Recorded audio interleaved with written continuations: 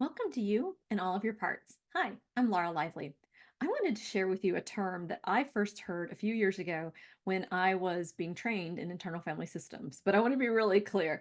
They didn't teach me this term at the training. It was another student there that used the term, and everybody laughed, and I didn't know what it meant.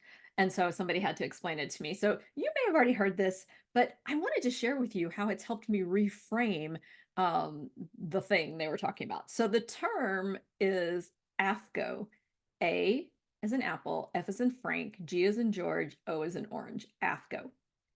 So I heard this, one of this, another I'm not a therapist, but the therapist there said, oh, this is like an AFGO. And everybody like laughs and like, I didn't get it.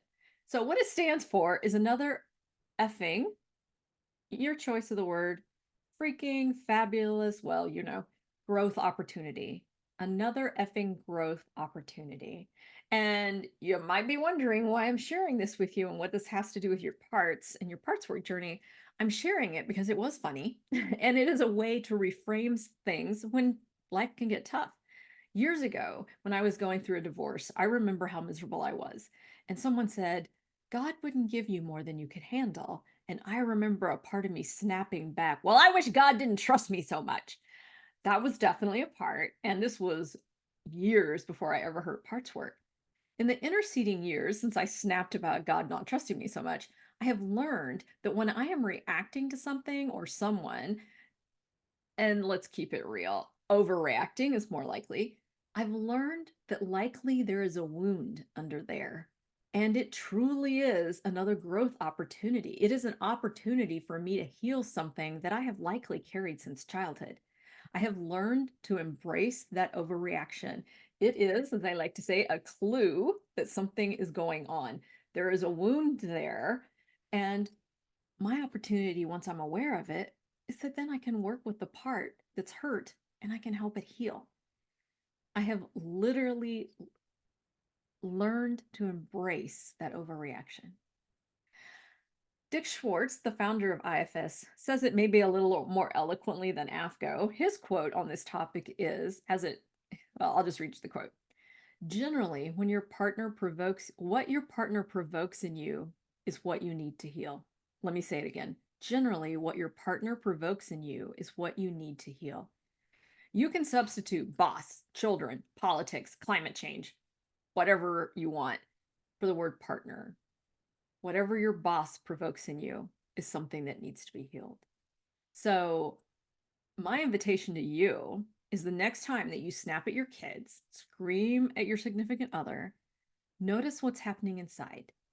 Often, the first thing that happens when we lose our cool, whether it's tears or rage, is our inner critic starts to berate us. What the heck were you thinking? How could you have been so stupid? Or at least that's what my inner critic likes to say. And if you can pause for a moment, and if is a very big word here, if you can pause for a moment, can you get curious instead of furious?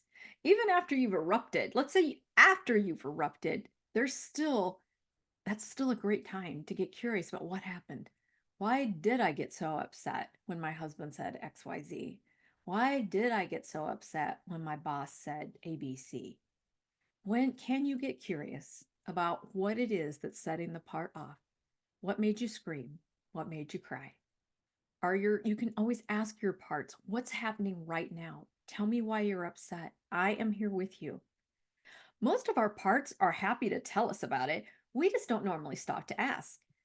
We, when we have situations arise and we get triggered and we yell or cry, and an inner critic comes in and then calls us an idiot, we don't often stop and ask, hey, what's really going on here? So that's my invitation to you is notice and then get curious. That's that curiosity.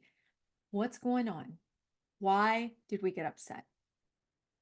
Why are we crying? Who in here, somebody in here's hurt. I wouldn't have reacted unless a part of me was hurt.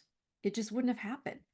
And if I can find that part and help it, I am less likely to react the next time. Or maybe I won't react as strongly. And that I call progress. That is healing. Because let's face it, the one thing you can count on is life will happen. From little upsets to things you know, like somebody cutting you in line or big things like divorces and the death of loved ones. All of these are life and they will happen to us. And I see those as opportunities to facilitate the healing of my parts. And then that helps me get through it. And so, yes, I've been very, very transparent about some of the painful things I've gone through in the last year. They were 100% painful. And they were certainly another blankety blank blank growth opportunity.